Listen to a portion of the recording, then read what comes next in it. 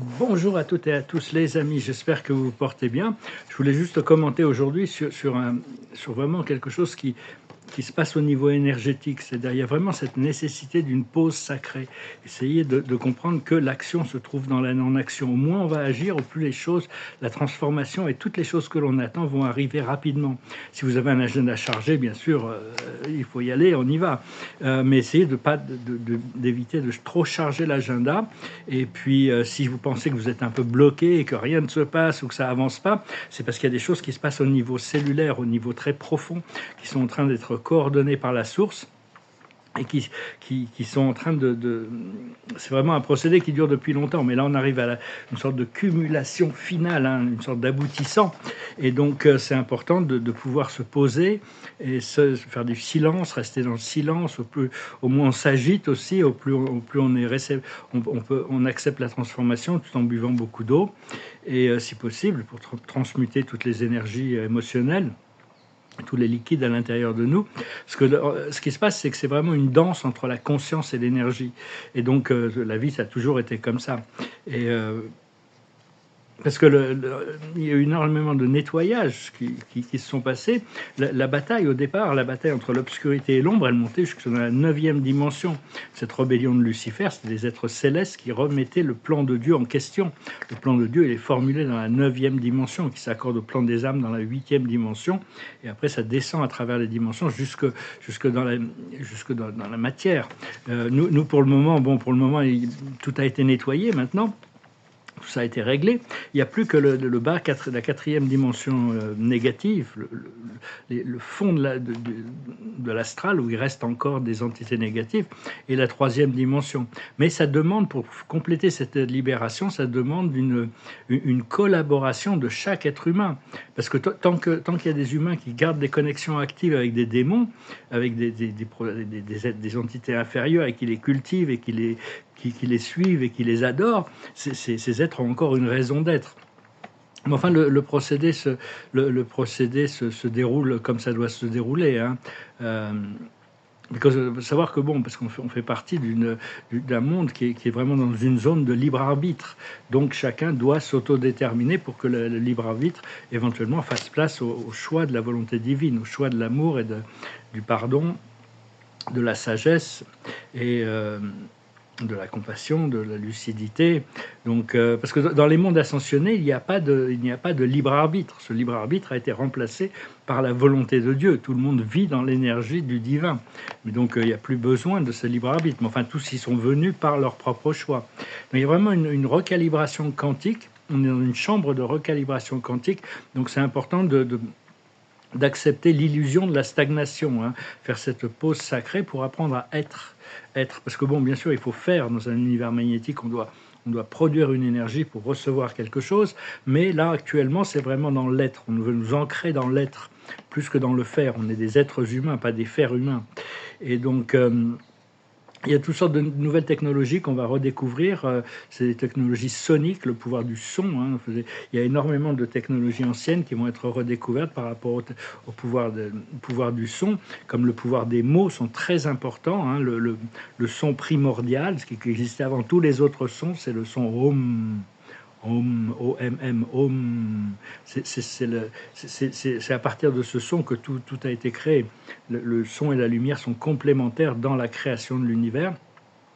Et on doit commencer à travailler sur la télépathie. Essayer de commencer à travailler télépathiquement avec les animaux, si c'est plus facile. Mais petit à petit, avec d'autres humains aussi. C'est des symboles. La télépathie se transmet souvent par symboles, ou des messages holographiques qui se traduisent par des mots. Éventuellement, les mots sont nécessaires pour que tout soit compris. Mais quand on envoie une émotion à quelqu'un, ça va se traduire par des mots. Si la personne est réceptive, ça va se traduire par des mots qui rendent l'émotion compréhensive. Donc actuellement, on est en train il faut demander les choses. Hein. Pour demander les choses, pour les recevoir, on a la possibilité de fusionner avec le monde des archanges, le monde angélique, dans la 7e dimension, avec les maîtres ascensionnés. tous les maîtres ascensionnés, le thymus, ils se réunissent sous le nom du thymus. Le thymus, c'est une glande qui est ici, on l'active en tapotant ici, c'est le cœur sacré, c'est notre système immunitaire. Et aussi, on peut connecter à tous les maîtres de Shambhala aussi dans la terre intérieure. On va continuer à cultiver notre connexion, il faut les appeler les logos. Logos sont des énergies sacralisées qui nous aident à intégrer des énergies divines de manière plus confortable. Disons, c'est des êtres qui ont déjà des êtres ou généralement des êtres qui ont intégré ces énergies au niveau c'est des égrégores supérieurs, comme le Seigneur Bouddha, c'est le logos planétaire, Hélios et Vesta sont les logos solaires, Lord Melchior, le logos galactique, Lord Melchizedek, le logos universel, ou le Mahatma, le logos cosmique, qui inclut 352 dimensions de l'univers du Créateur. Cela dit, ce logo du Mahatma, le logo cosmique, est un logo collectif.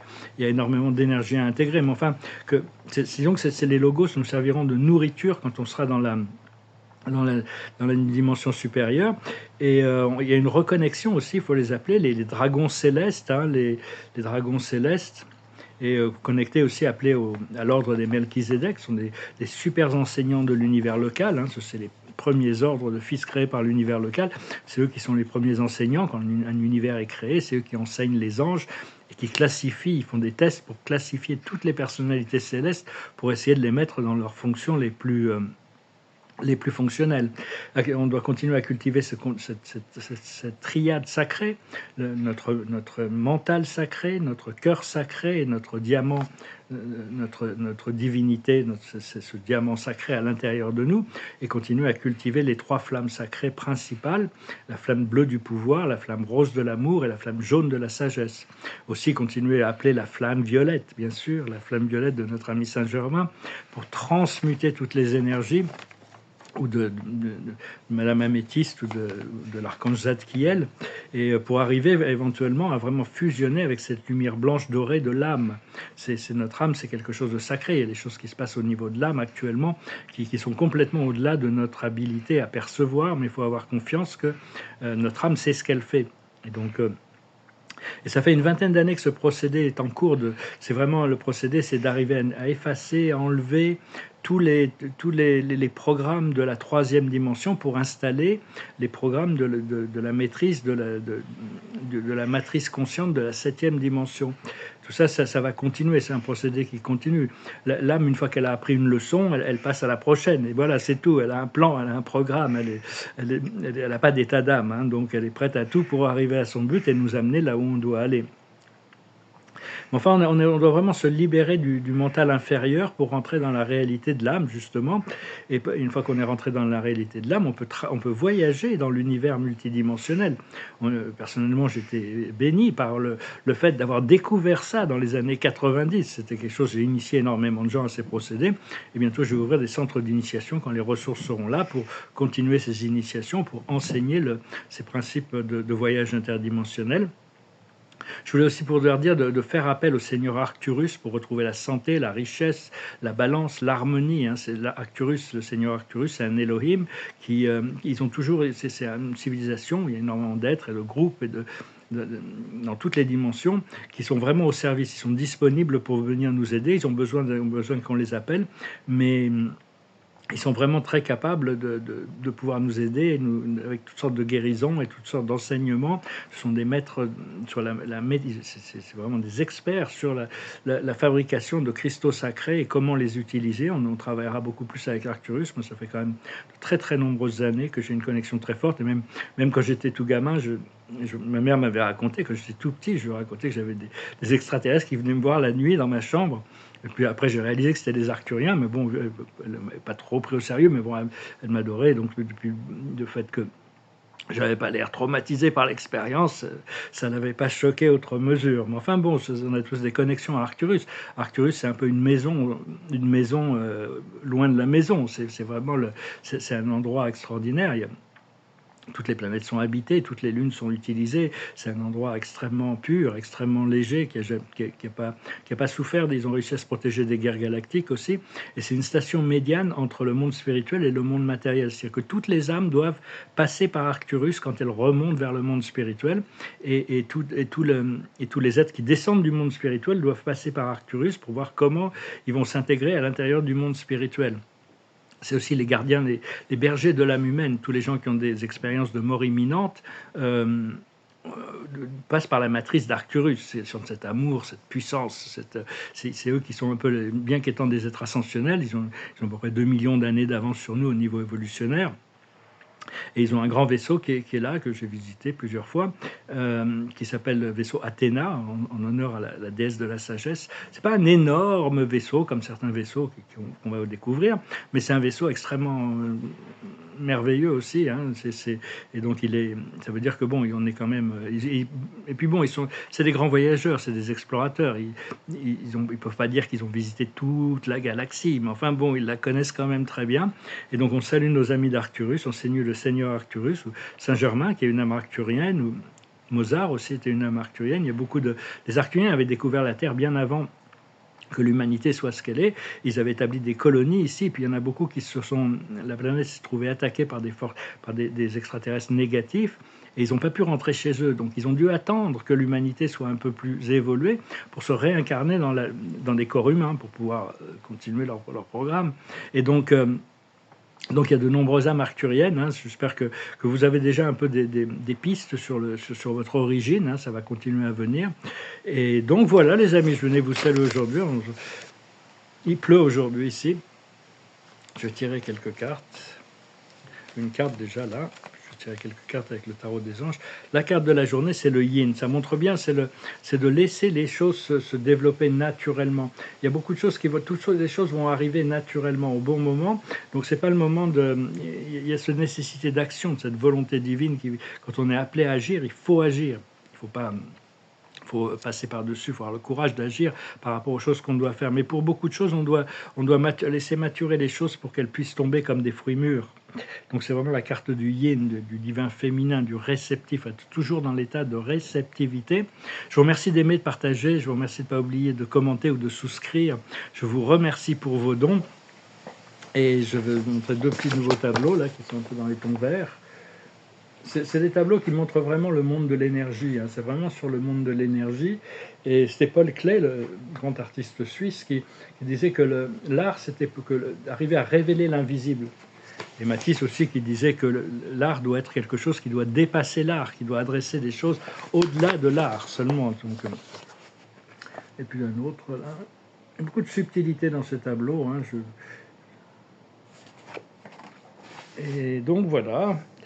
Et je vais tirer quelques cartes pour finir avec le tarot des anges. J'espère que vous passerez ce moment de pause de manière relaxe. Essayez dans la non-action. C'est pas facile hein, d'accepter la non-action, mais c'est la solution. C'est qu'aujourd'hui, c'est la solution. Et les solutions se révèlent dans notre conscience.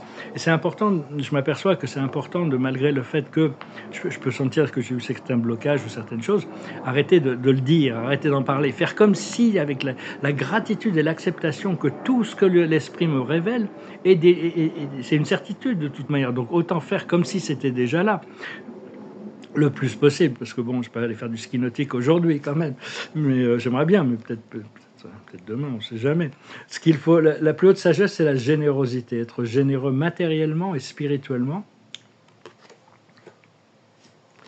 Ce qu'il faut comprendre, c'est le savoir, c'est la connaissance profonde, la connaissance transcendantale, la connaissance de l'âme, de notre âme. C'est des choses qui reviennent progressivement.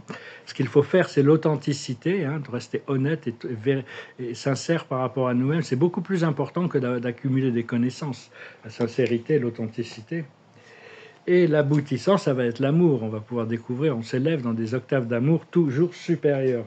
Voilà les amis, je vous remercie pour tout, je vous salue, je vous souhaite une très bonne journée et je vous dis à bientôt. Namaste.